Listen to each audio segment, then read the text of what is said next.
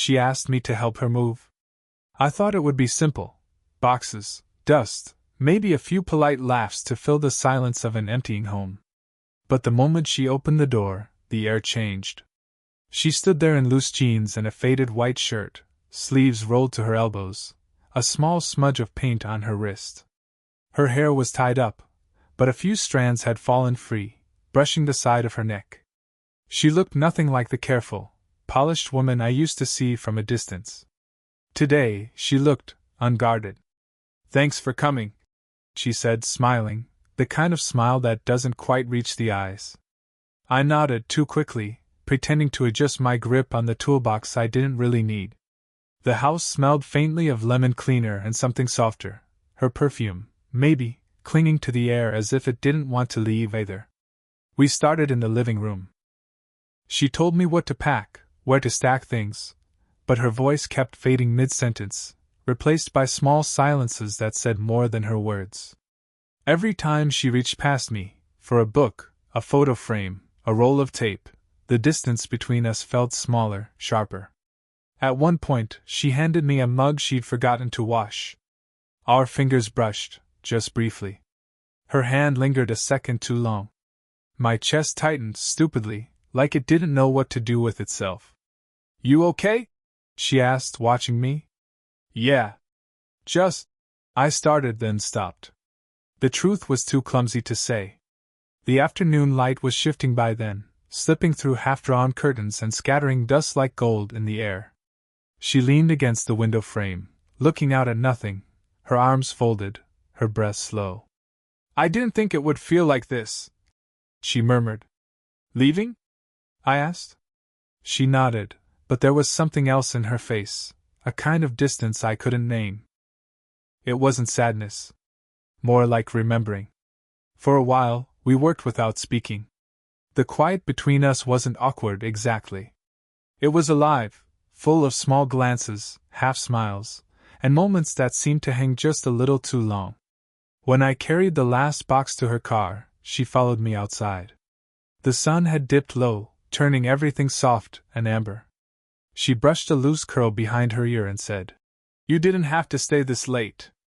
"I didn't mind," I said. The words came out lower than I expected, steadier too. Her lips parted, maybe to answer, but she didn't. She just looked at me, really looked. Long enough for me to notice the faint freckles near her collarbone, the way her chest rose with each quiet breath. Something shifted in that silence. Not loud, not obvious. Just a pulse of something real. Then a car door slammed somewhere nearby, snapping her out of it. She blinked, stepped back, and gave a small laugh that sounded like relief and regret mixed together. "Well," she said softly, "that's everything, I guess." I nodded, though it felt like something unfinished hung between us, like a sentence she wasn't ready to say. As she turned toward the driver's seat, I caught the faintest reflection of her eyes in the window, warm, searching, uncertain.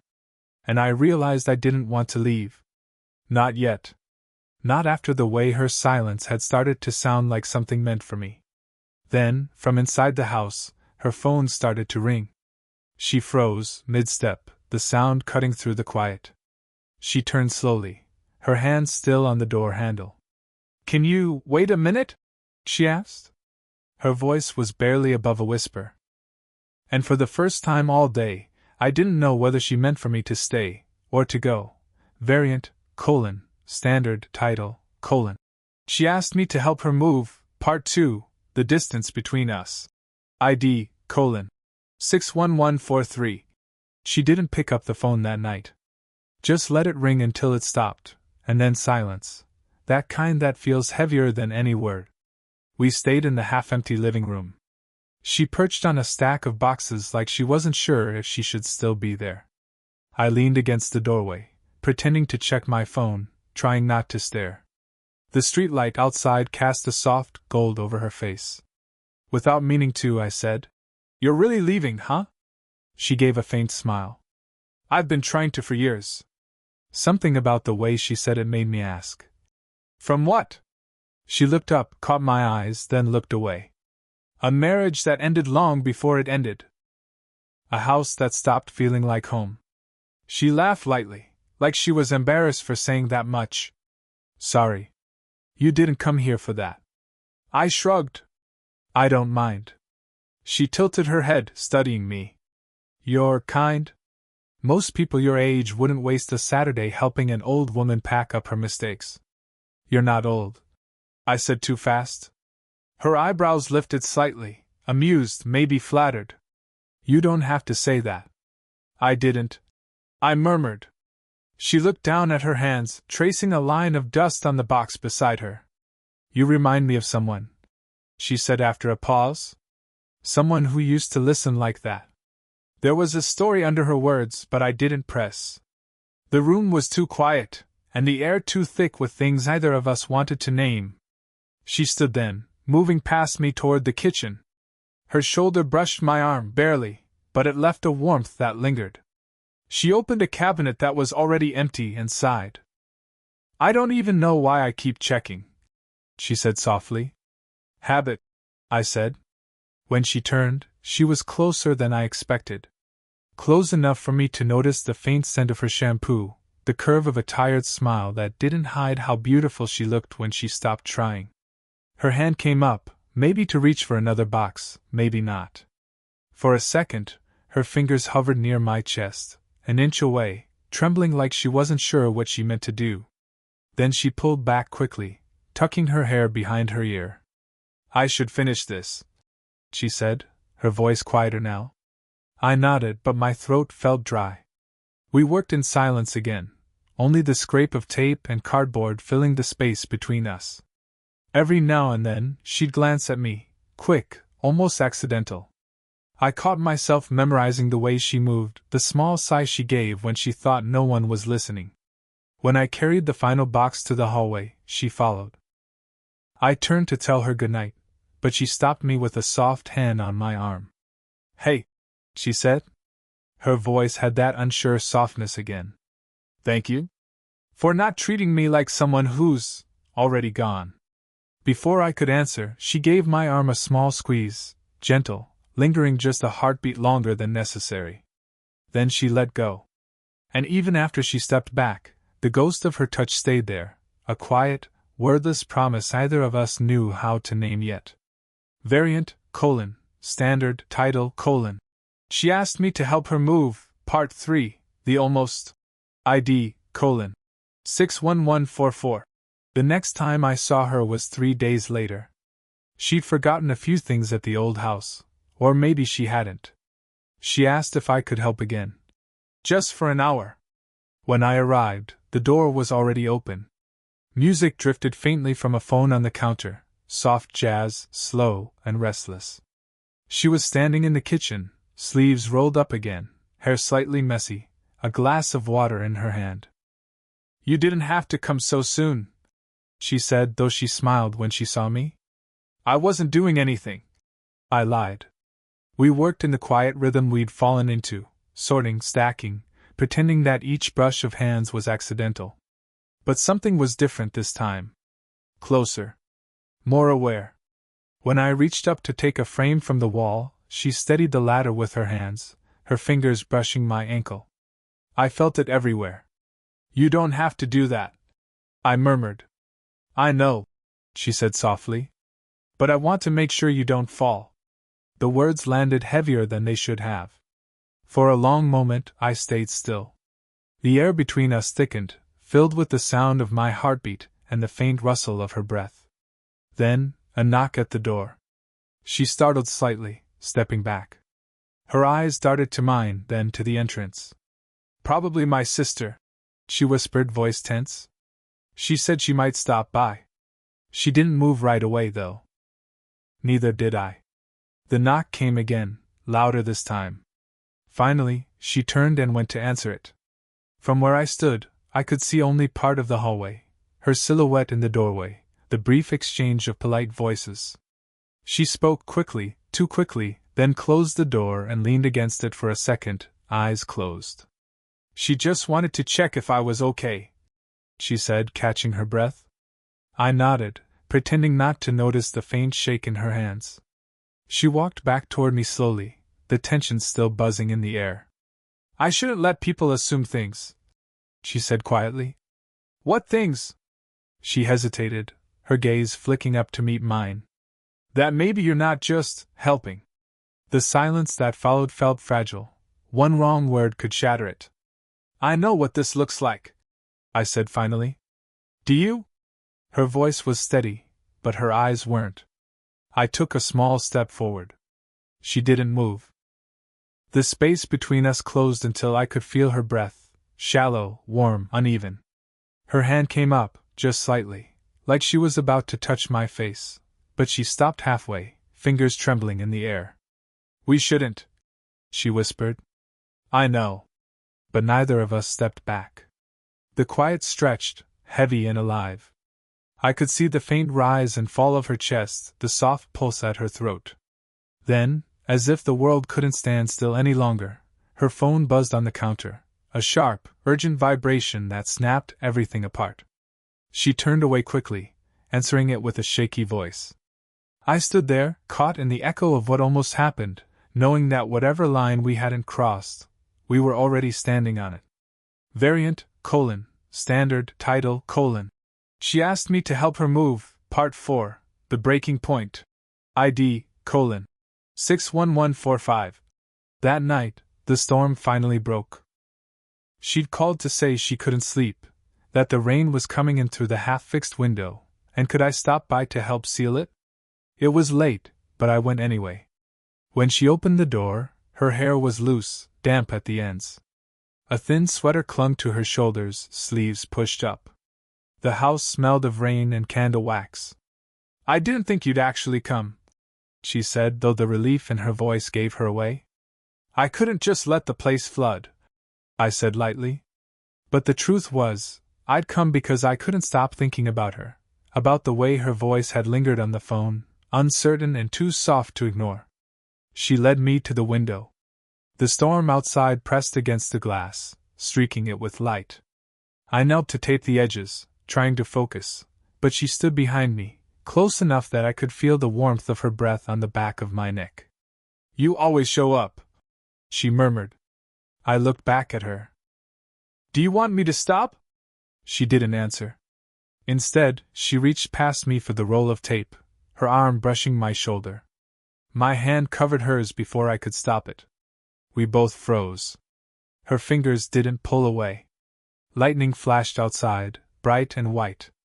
For a heartbeat, her face was lit, eyes wide, mouth parted, every emotion she'd been trying to hide spilling through. I don't know what I'm doing, she whispered. Neither do I said. She exhaled, slow and trembling, and sat down beside me on the floor. The thunder rolled again, and in the half-darkness, we were just two people trying not to fall apart. She turned to me suddenly. You shouldn't be here, she said, though her hand stayed where it was, resting on my knee, steady but hesitant. Then tell me to go, I said quietly. Her eyes met mine, long, unbroken. Then she leaned in, her forehead nearly touching mine. The air between us pulsed with everything we hadn't said. I can't, she breathed.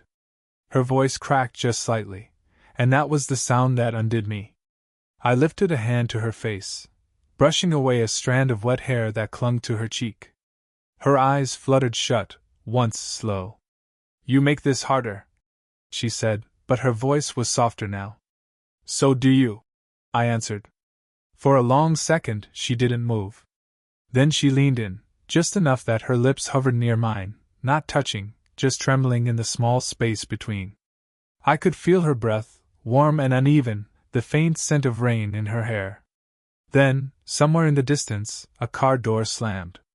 She flinched, pulling back, but not far. Her hand stayed on my chest, her pulse quick beneath her skin. We can't do this, she whispered. But even as she said it, her fingers curled tighter into my shirt, holding on. Variant, standard, title, She asked me to help her move, Part 5, The Truth Between Us. ID, 61146. The next morning, everything felt quieter, but not calmer. I stopped by to drop off the spare key she'd left in my car. That was the excuse, anyway. She opened the door in a long cardigan, hair still damp from a shower, eyes tired in a way I hadn't seen before. "You shouldn't have come," she said softly, even as she stepped aside to let me in. The living room looked different, emptier, as if she'd started pulling herself out of it piece by piece. On the table sat a photo I hadn't seen before, her, a man, and a girl who looked 16, smiling like the world was simple. I nodded toward it. "Your daughter?" She hesitated before answering. "Yes. She's your age." The words hit harder than they should have. I looked at the picture again, at her younger self, standing beside the man who wasn't there anymore. "You never mentioned her." "I know," she said. "It's easier not to." She turned away, arms folded tight. "She doesn't visit much. We had a fight last year, about everything I didn't do right. About how I stayed too long in something that was already gone." Her voice thinned at the edges, but she didn't cry. "I didn't want you to see that part of me." "I already do," I said quietly. She looked at me, startled, as if she wasn't sure whether I meant it as comfort or confession. Then she stepped closer. "You don't understand what this looks like, do you? What people would say." "I don't care what they say," I said, maybe too fast. She shook her head, smiling sadly. "That's because you're young enough to believe that." I wanted to argue, but the way she said it stopped me. Instead, I reached for the photo, setting it upright again. "You don't need to hide who you are from me." Her breath caught. "You think that's what I'm doing?" The silence between us thickened again.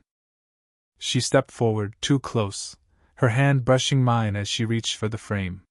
The touch was brief, but it was enough to unravel everything we'd been pretending.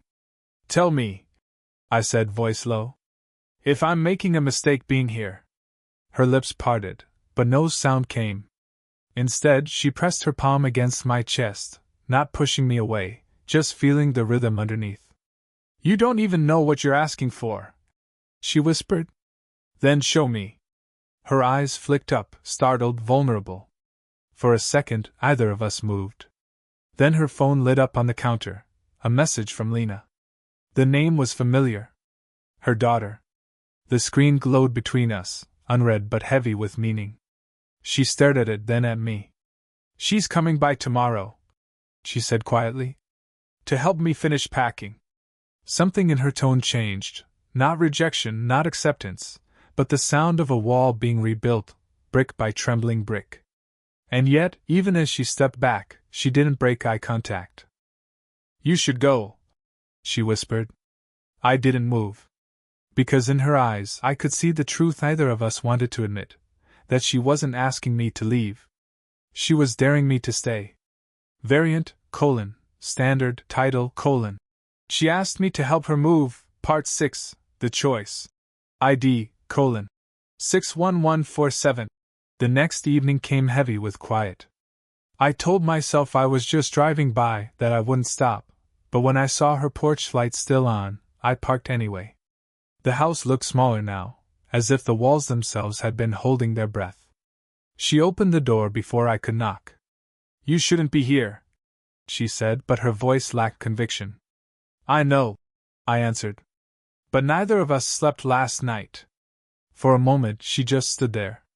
Then she stepped aside, letting me in. The air inside smelled of rain again, mixed with the faint sweetness of something she'd been baking to fill the silence. Boxes lined the walls, final, unignorable proof that this version of her life was ending. She rubbed her hands together as if trying to warm them, though the room wasn't cold. "She's coming tomorrow," she said. "Lena." I nodded. "You told me. She'll think I'm pathetic. Starting over this late. Needing help from someone half her age." "You don't need help," I said softly. "You just needed someone to see you." Her eyes flicked up, surprised by the steadiness in my tone. Then, quieter. "And you? What do you need from me?" I didn't answer. I couldn't. Instead, I took one step closer, then another, until we were inches apart. She didn't move away. Her breath brushed my collarbone. I could feel the warmth of it tremble against my skin. "This isn't fair to you," she whispered. You don't know how complicated I am. I do, I said. That's why I'm still here. Her jaw tightened, a battle she was losing. Then her hand lifted slowly, brushing against my chest, tracing the edge of my shirt like she was memorizing it. Don't make promises you'll regret, she said, but her voice broke mid-sentence. Then don't ask me to pretend this isn't real. The silence that followed was electric, fragile and unstoppable all at once. She closed her eyes, exhaling shakily, and when she opened them again, there was no distance left to protect us. Her fingers reached up, brushing the side of my face. I leaned in, just enough for her to feel it, to decide. For one suspended moment, the world narrowed to the sound of our breathing and the soft hum of the rain outside. Then she whispered, If I let this happen, it changes everything. Maybe it's supposed to, I said. Her lips parted, trembling, so close I could almost feel the warmth between us.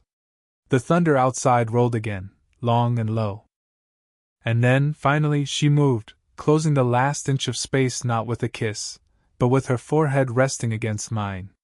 Her voice came out rough, almost breaking. Don't go yet. It wasn't surrender. It was a choice, quiet, human, full of everything we'd been too afraid to say until now. And as the rain whispered against the windows, I understood, whatever came next, we'd crossed a line we couldn't uncross. The rain stopped sometime before dawn. When I woke, the house was filled with that faint, new morning stillness, the kind that only comes after everything has been said, even when words never really were. She was standing by the window, wrapped in a blanket, watching the gray light spill across the street. For a while neither of us spoke. The quiet wasn't awkward anymore. It was real, soft, lived in, almost tender. She turned when she noticed me stirring, her smile small but certain. You stayed, she said. I nodded. You asked me not to go. Her eyes flickered, remembering. Then she laughed once, that low, careful kind of laugh people make when they're surprised they still can. I was afraid, she admitted, of what this meant, of what people would think, of how old it might make me feel. I sat up, pulling the blanket over my shoulders. And now? She looked back out the window, the morning sun catching in her hair. Now I think, maybe it just makes me honest. For a moment, the only sound was the ticking clock and a bird somewhere outside.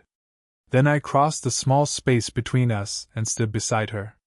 Her hand found mine on its own, fingers threading slowly, as if she was still testing the truth of it. No more hiding? I asked. She shook her head, the faintest smile curving her lips. No more pretending either. The tension that had followed us for weeks finally softened into something warmer, not the reckless pull of last night, but the kind of closeness that stays. She rested her head on my shoulder, whispering, You make it feel easy. It doesn't have to be perfect, I said. Just real. Outside, the sky began to clear. The world moved on, quiet and indifferent, but inside, everything felt lighter, like the house had exhaled. She squeezed my hand once more, then looked up at me. Thank you? For not walking away when you should have. I couldn't, I said simply. And in that moment, neither of us needed to say what came next. There would be conversations to have, lives to sort out, people who wouldn't understand. But for now, it was enough to just stand there, her hand in mine, the day beginning around us. She smiled, eyes soft, voice barely above a whisper. Coffee? I nodded. Only if you let me make it. She laughed, a real laugh this time, and walked toward the kitchen, her blanket trailing behind her. It wasn't a fairy tale ending. It wasn't even neat. But it was ours, honest, warm, and human. And as she set 2 mugs on the counter, I realized that sometimes the most complicated stories don't end in grand gestures. They end in small, ordinary moments that finally feel like home.